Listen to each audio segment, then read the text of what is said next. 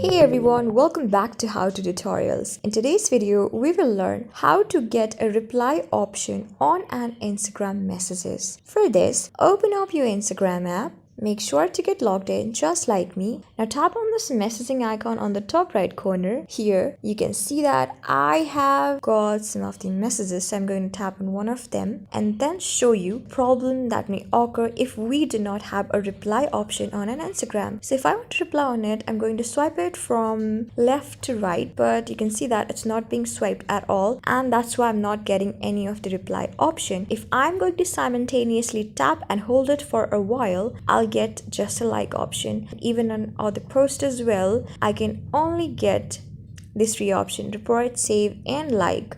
So now to just remove this problem, what I can do and what you should do is you need to get into your App Store or Play Store option and then tap on this search for apps and games option on the top.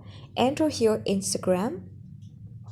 Search for the Instagram app and then you will get an update option just like this. So tap on this update option and make sure to update the app as soon as possible, and then you might seriously get a reply option. The next thing that you can do is you can go to your Instagram option once again, and then you can go back and tap on this profile icon on the bottom right corner. Tap on the three straight horizontal lines on the top right, and then tap on this settings option once again. Tap on the search option and enter here update option. During this update option, what you will see is app updates option. Tap on this app updates option and then here you can see that you can auto update Instagram. Tap on this sliding icon on the right corner and then Instagram update available once again. You will see that by doing this, they will automatically update app over Wi-Fi, and then you might even get the reply option. The final option is to get into the setting option once again and then scroll down and tap on help option. Under this help option, you can report a problem. Tap on report a problem option. You can either go back and shake a phone, or either you can even tap on this help center option, or either you can tap on report a problem option